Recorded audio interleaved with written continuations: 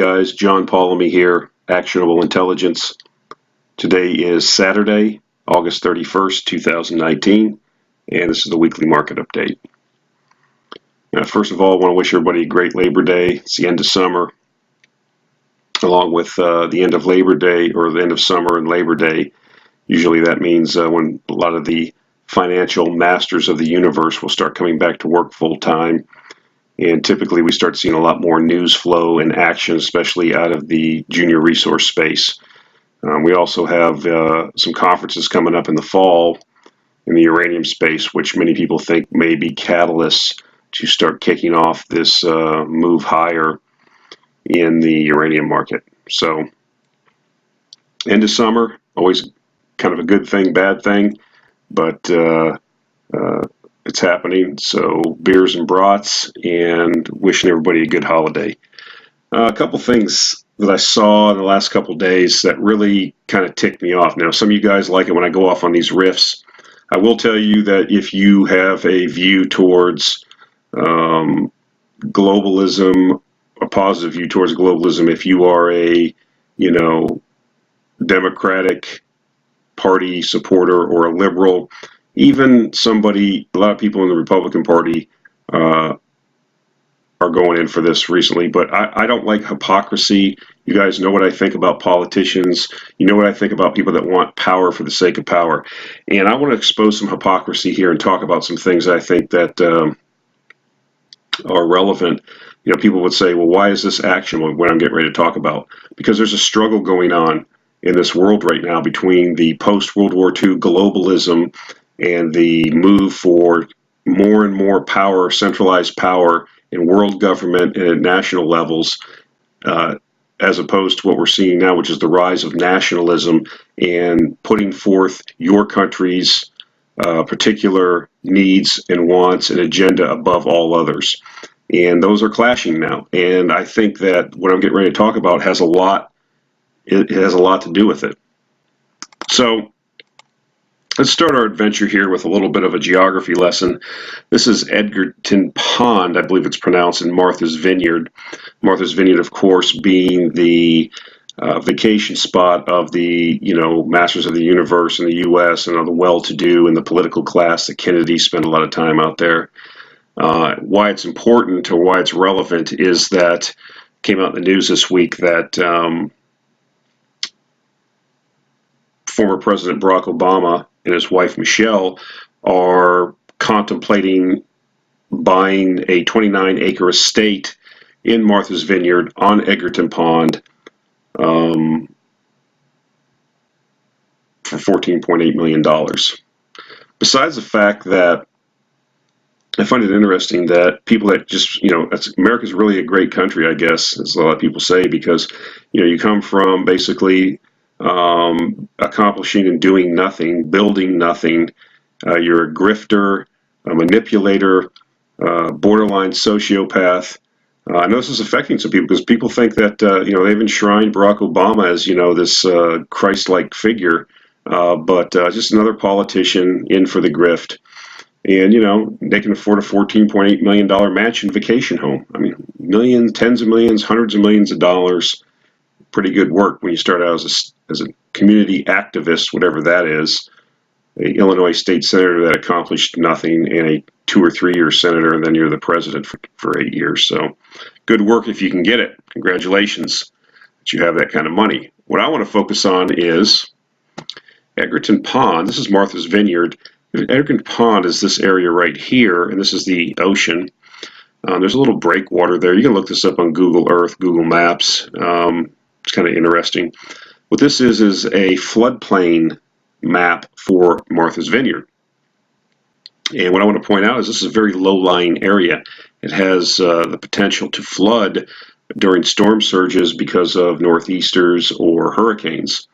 With climate change being the crisis du jour, we're being told by the scientists that we're going to see more hurricanes and more aggressive weather. So I'm curious why somebody would want to buy a $14.8 million estate, in the floodplain if we're going to have more storms. notwithstanding the fact that it seems to be the mantra of the global warming, man-made climate change, whatever they're calling it this week, to try to get it, over the hump, the seas are going to rise. We're going to be inundated along these coastlines in 10 to 12 years. That's what we've been told. The ice is melting everywhere. The polar bears are dying. The seas are going to rise. And yet the former president, who was one of the leaders of this whole circus, this clown world, hashtag clown world, is buying a 29-acre estate for $14.8 million. I guess he has the money to throw away if he's only going to be able to use it for 10 years and he's going to be inundated with water. It's kind of interesting. Let's kind of get into the reality here. Here's Barack Obama's rhetoric, if you will. This was a statement he made at the State of the Union address in January 2015. He said, "No challenge." He reiterated, "No challenge." That means no other challenges. This challenge poses a greater threat to future generations than climate change. Yet he's buying a 7,800 square foot mansion that's going to cost $14.8 million in a low-lying area that will presumably be inundated with water as the ice caps melt because of climate change. So what's really going on here, folks? I guess, people, I've said this before, people don't really define their terms. What does climate change mean? When you say to me climate changes, of course it does. I can show you many, many instances where the climate changed. The medieval warming, the Little Ice Age, Maunder minimums, all these things, this is in our recent history. You can go back further into the glaciation periods where all of North America and Europe were covered by ice, miles thick. That's been the norm for the majority of the history of the Earth. It constantly changes. So, if you're telling me that, do I believe in climate change? What's a scientific fact that the climate changes? The issue is not whether the climate changes, it's whether we are doing things with our industrial processes and our lifestyles that are going to so radically change things in such a short amount of time that it's going to change the Earth. No, I don't believe that. That's ridiculous. That's how they define it. Originally, they started out with global warming when the Earth hasn't really warmed for the last 15 years. Then they had to switch it to climate change. So that every time somebody farts, or we have a hurricane or a tornado, which are normal weather events, we had a heat spell in certain parts of the world this summer, and that's an indication of climate change. The fact that they've had record cold in northern Europe or northern Russia in Moscow, that's not discussed. So weather is not climate. Climate is not weather. So what's the real agenda here? Well, the real agenda is, if you subscribe to what I subscribe to, and that fact is that the people that are drawn to being in politics and power are sociopaths. The goal is to have more power for the sake of more power and unearned wealth. How the hell else does Barack Obama get enough money to buy a $14.8 million mansion on Martha's Vineyard, and this guy hasn't done anything? This guy hasn't even pushed a broom. He writes books and gives speeches. Who gives a shit what he says? Because people are enthralled. People want to believe. They're useful idiots. So what's the real agenda? Well, when ozone didn't get it, when acid rain didn't do it, when Ebola didn't do it, when Y2K didn't do it. So this is a new crisis du jour, and the only person or the only people that can fix the crisis and save us all are these wonderful politicians. Okay? Because no problem, no challenge poses a greater threat than climate change. And of course, it's so big and it's so encompassing of the entire Earth and planet that you can't have a referendum about it. We can't have a discussion about it. We can't talk about it. We've got to do something. And the only people that can do it are national bodies like the UN that are staffed with all these elites like Barack Obama and Christine Lagarde and Macron and all these other nitwits that have never done anything their whole life. We have to give them more power. We have to give them more money.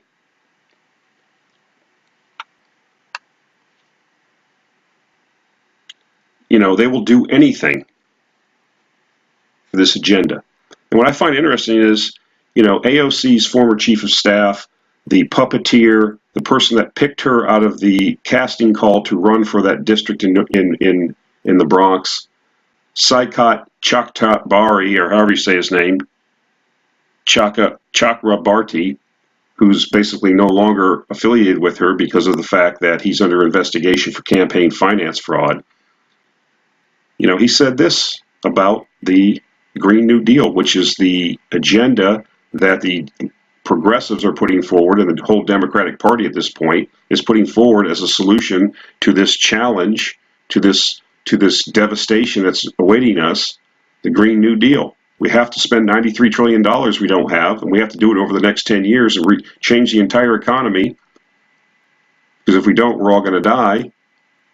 And it has nothing to do with saving the earth. This is what he said. The interesting thing about the Green New Deal is it wasn't originally a climate thing at all. Not a climate thing, Chakrabarti said.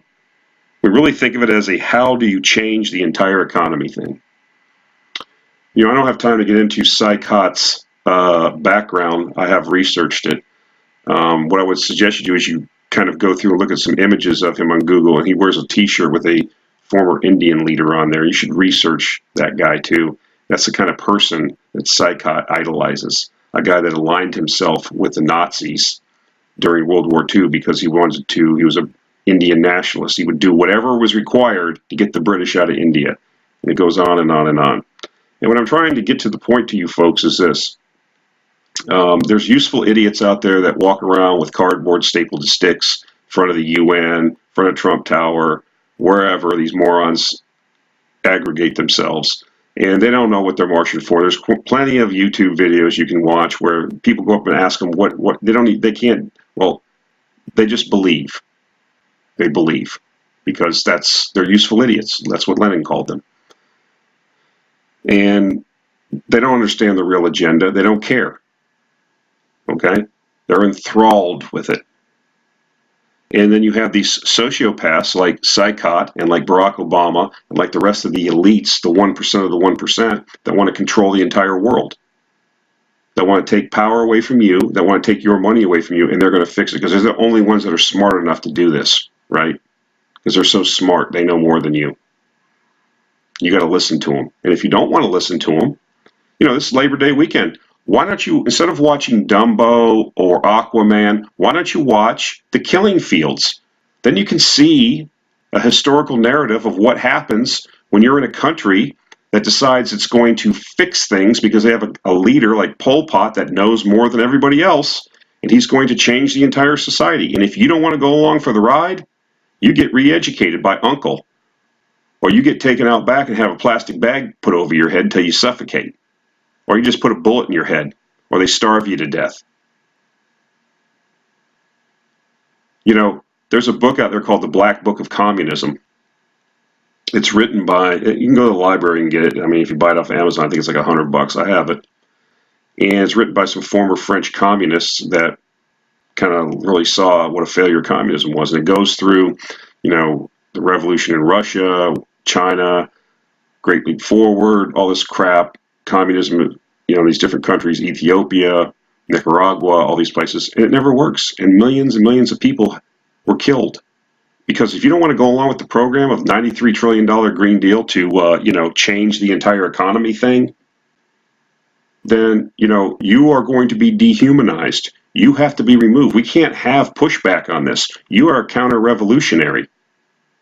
You need to be dealt with. You're either going to be re-educated and get with the program, or you're going to be liquidated.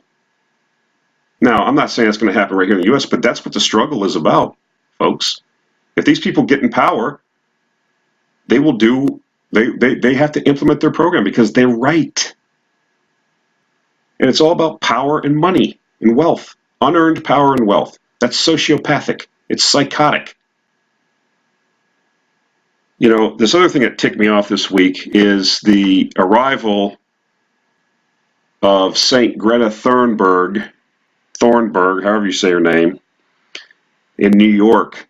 She crossed the Atlantic to cut down on CO2 emissions. Presumably she's going to come here to lecture us about, how bad we are because we won't cut back on our CO2 emissions. She's entering New York as Christ entered Jerusalem. Although she's not on the back of a donkey, she's on a composite fiber, carbon composite fiber yacht that has all kinds of petroleum-based inputs. She's going to lecture us on our original sin of CO2 emissions. And I think this is really sad. You know, you're using a 16-year-old autistic girl, or whatever she has, Asperger's, you know, and it's done for a reason. So that if you say anything, you're attacking an autistic child. I don't care. They're putting her out there. She's out there. She needs to be attacked. You know, she's like a puppet with like a string on her back, and you pull the string and she says the 10 same non sequiturs over and over. No, we don't listen to children on major policy issues because they don't have any experience and they don't have any knowledge. And because you're out there, you're put out there as a useful idiot for the vanguard of the progressive vanguard, and they think that it's a no-fly zone. I got another thing coming. And what really bothers me is what's going to happen in 10 years when she's 26. And I'm just getting ready to show you that the Chinese and Indians, CO2 emissions are going up. They're not going to go down no matter how much blathering we get from these people. Because I'm going to show you that US and European CO2 is going down, but the third world and emerging markets is where the CO2 is going up. I don't think we'll be seeing her in China lecturing the Chinese on their CO2 emissions. Because if you go and you want to stand up against the Communist Party of China, you can see what they do to the people in Hong Kong. You get your wig split. But she's going to come over here. Why is it always that the West has to carry the burden? Western civilization, the most successful civilizations in the history of the world, of mankind. We have to take all the third world immigrants, peasants, uneducated peasantry from the rest of the world into Europe and the United States. We're the ones that have to cut back our industrial success to save the world from climate change. How come no immigrants go to Japan or Saudi Arabia or China? How come they're not castigated in the editorial pages of the New York Times for not sharing the burden? What's the real agenda, folks? Is it actionable? Yes, because if these people get power, it's going to affect investing. It's going to affect everything. You know, I don't know what's going to happen, but if these people get power, they're insane. They're going to, you know, Chakrabarty said, we really think of it as a how do you change the entire economy thingy. We need to spend 93 trillion. We need to rebuild all the buildings. We need to, you know, convert in 10 years from fossil fuels to renewables, 100%. And if you don't want to go along with it, it's a holiday in Cambodia. It's tough kid, but it's life.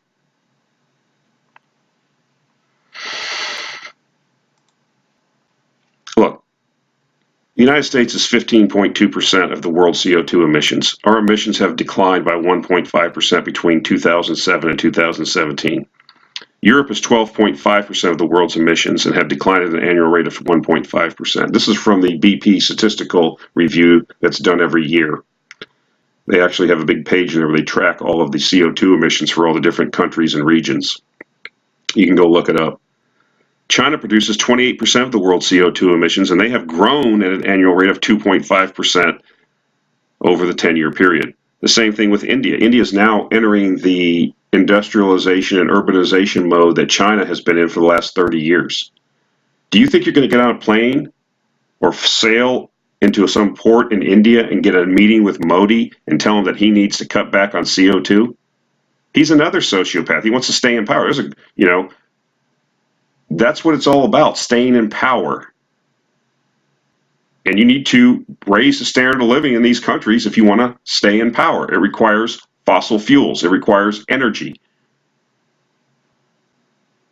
Now, we're going to go to the U.S. and castigate all the people in suburbia about how bad they are because they want air conditioning and, heating. I point this out because it's all hypocritical. It's all nonsense, and it is actionable. I mean, if these people get in power, we'll make a tremendous amount of money. The economy will implode, you know, but we'll just have to see how it plays out. I point this out because it just as aggravate me. I mean, and people, you know, there's a good portion of your fellow countrymen, the lowest common denominator, the useful idiots, that buy into this crap. They don't want to think on their own. They don't want to think what the results are. They don't want to understand how a damn wind turbine, what it's constructed from. You know, Vaclav Smil, I listened to another one of his lectures the other day.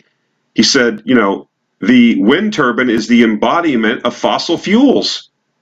From the steel, the coking coal needed in the steel, the mining that's done with diesel-powered machines, the kiln that the cement is made in that's fired by natural gas, the half-ton of lubricating oil in the gearbox after it's constructed that has to be replaced on a regular basis, to the pickup trucks that transport the technicians to the site to do maintenance.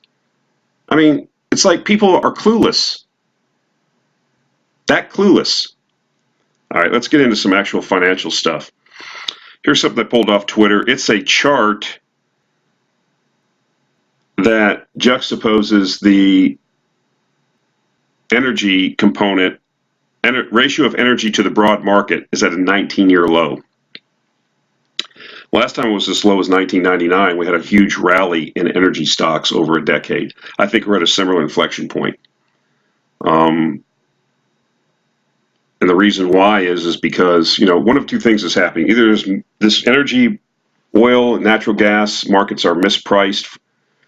I think a lot has to do with this whole climate change thing, and people think renewables and Elon Musk, and, you know, I think, you know, people have bought into this stuff. But yet the amount of oil needed goes up every year. Yes, we've had the shale revolution. Okay, so oil's suffered from that. But you can look at many, especially like in Canada, for example, small cap and mid cap oil exploration and production companies that are selling at 20 to 30% cash flow yields at current prices.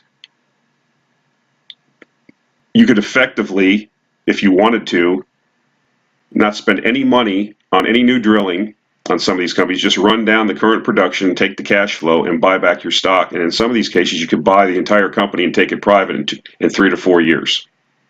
Now, that's not realistic. Some of these companies, a lot of these companies have debt, but I'm just trying to make a point. That's how much undervalued these things are. And they're not like going out of business at these oil prices. Or the other thing that could be possible is that the stock market is so smart that has bid, you know, Beyond Meat and WeFunder and Uber and Lyft to these huge valuations because they're such wonderful companies. They're going to spit out all kinds of cash flow and dividends for their owners over the next generation. And, you know, oil's going away and everything's priced correctly. Guess where the mispricing is? So we've had, you know, many years of value has not been in favor. We've had these, you know, everybody's enthralled. We're at the top of a market cycle, and I think we're going to see a change. And that's why I'm invested in a lot of these companies.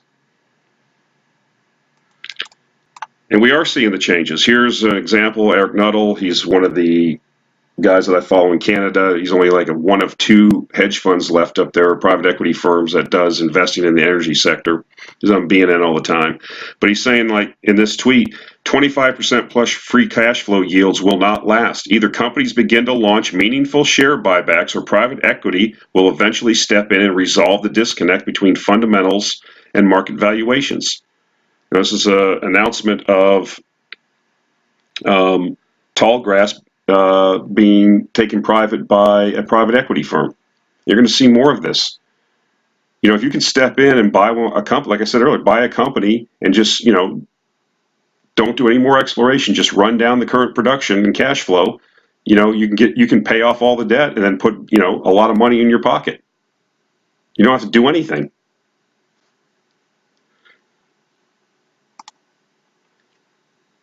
You know, I talk about a lot of times there's always a bull market somewhere. This is an example. Nickel has been rallying all of last year and this year, but it's exploded on Friday. Why?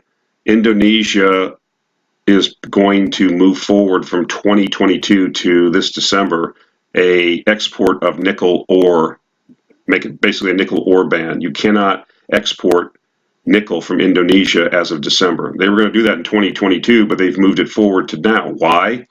because they got sick of like the Chinese coming in, building a mine, then shipping all the raw ore to China and then doing all the value-added processing in China. They want a piece of that value chain.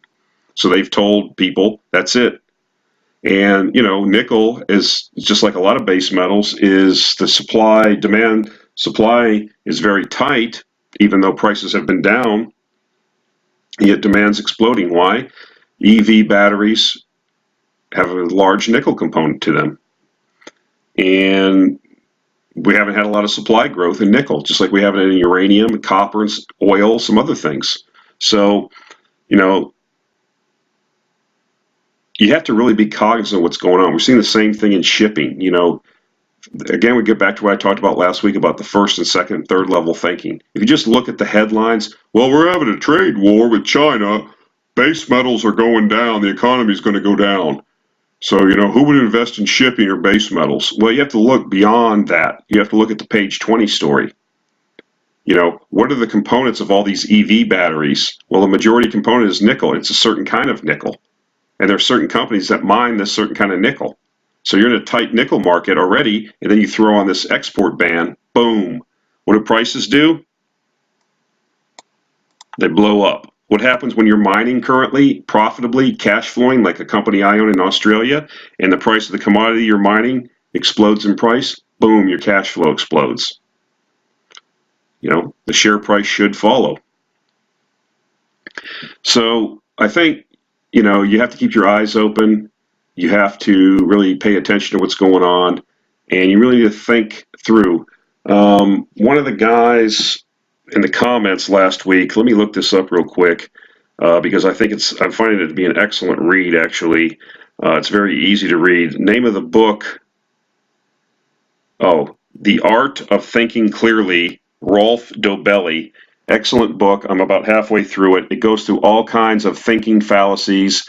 You know, we were talking about how Charlie Munger was talking about you have to purge your mind of a lot of these contrary things and these false ways of thinking. This is an excellent book because it goes like 2 or 3 page chapters talking about different fallacies or different wrong ways of thinking, and uses examples of how people do it.